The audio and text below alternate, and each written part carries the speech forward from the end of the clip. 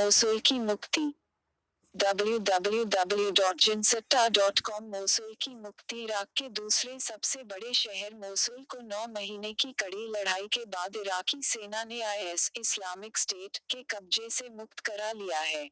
2014 में स्वघोषित खलीफा अल-बगदादी की अगुवाई में आईएस ने इराकी सेना को पछाड़कर इस पर कब्जा कर लिया था।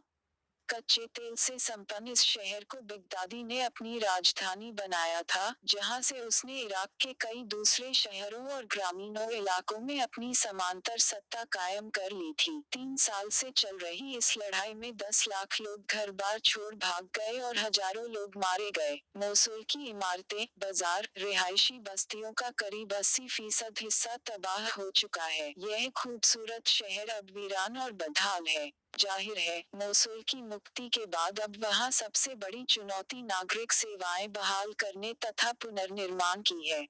9 महीने पहले शुरू हुए घमासान में दोनों तरफ से बड़ी संख्या में लोग मारे गए हैं, लेकिन अभी तक कोई अधिकृत आंकड़ा जारी नहीं हुआ है। संयुक्त राष्ट्र ने कहा है कि इस शहर को दोबारा आबाद करने के लिए $1 अरब से ज्यादा खर्च आएगा।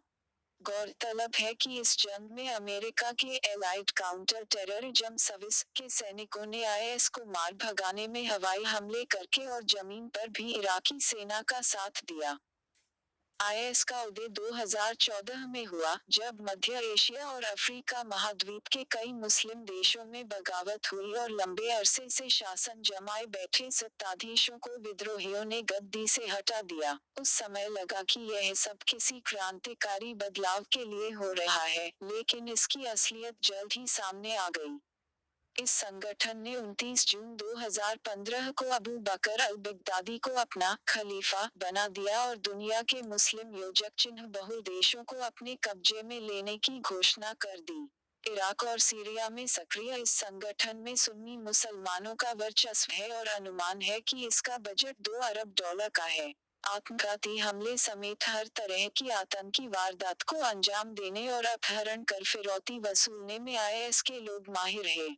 इराक और सीरिया के तेल के 10 बड़े कुओं पर आईएस ने शुरू में कब्जा कर लिया था, लेकिन यह सब उसके हाथ से धीरे निकल रहा है। रूस की मदद से सीरिया सरकार ने आईएस को काफी नुकसान पहुंचाया है, हालांकि लड़ाई का अंत अभी नहीं हुआ है। एक मोटा अनुमान है कि आईएस के पास 10,000 लड़ाके हैं। आईएस की ताकत के पीछे अरब जगत के कुछ देशों की परोक्ष सहायता भी थी, लेकिन विशेषज्ञों का मानना है कि मोसुल से कब्जा हटने के बाद इसकी कमर काफी हद तक टूट गई है। आईएस के कब्जे वाले 3 बड़े शहर तिकरित, रामादी और फजुल्लाह पहले ही मुक्त कराए जा चुके हैं, फिर भी इसे आईएस का खात्मा नहीं मान सकते। इस पराजय से उसे करारी चोट जरूर पहुंची है, पर ग्रामीण इराक के कुछ हिस्सों पर उसका कब्जा अब भी कायम है। फिर कुछ बरसों से वह दुनिया का सबसे खतरनाक आतंकवादी संगठन रहा है, लिहाजा सतर्कता में कमी नहीं आनी चाहिए।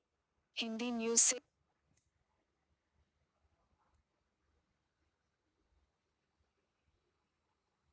नागालैंड का संकट। www.jinsetta.com नागालैंड का संकट। 5 महीने के भीतर नागालैंड एक बार फिर राजनीतिक संकट में फंस गया है। इस संकट की तस्वीर यूं तो फौरी है, पर यह हमारी संसदीय प्रणाली में जड़ जमाती जा रही एक बड़ी बीमारी की ओर भी इशारा करती है। जनप्रतिनिधि अपने स्वार्थों को तरजीह देते हैं और इसकी खातिर पाला बदलने में उन्हें तनिक संकोच नहीं होता। वे जल्दी ही भूल जाते हैं कि जनादेश क्या था और वे लोगों से क्या वादा करके सदन में आए थे। राजनीति का यह सामान्य होता गया चरित्र पूरे देश में नजर आता है। अलबत्ता छोटे राज्यों में पाला बदलने की घटनाएं ज्यादा होती है, क्योंकि सदन की कुल सदस्य संख्या कम होने के कारण सत्ता के लिए जोड़ योजक चिन्ह तोड़ कहीं ज्यादा आसान होती है। विडंबना यह भी है कि नागालैंड में विपक्ष में कोई नहीं है। नगा पीपुल्स फ्रंट, भाजपा और निर्दलीय, सभी सत्तारूढ़ गठबंधन यानी डीएएन यानी डेमोक्रेटिक अलायंस ऑफ नागालैंड का हिस्सा है।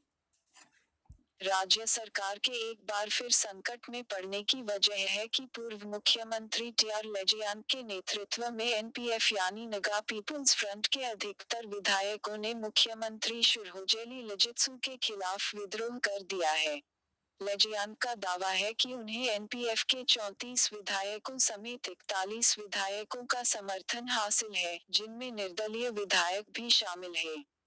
मजे की बात यह है कि एनपीएफ में यह विद्रोह ऐसे वक्त फूटा जब लिजित्सु विधानसभा का सदस्य बनने के लिए उत्तरी अंगामी योजक चिन्ह एक विधानसभा सीट से उपचुनाव लड़ने की तैयारी कर रहे थे। यह सीट उनके लिए उनके बेटे ने खाली की है। यह भी गौरतलब है कि नागालैंड में मौजूदा विधानसभा का कार्यकाल पूरा होने में अब कुछ महीने ही रह गए हैं। फिर भी मौजूदा सरकार को हटाकर नई सरकार बनाने के लिए जोड़ योजक चिन्ह तोड़ जारी है।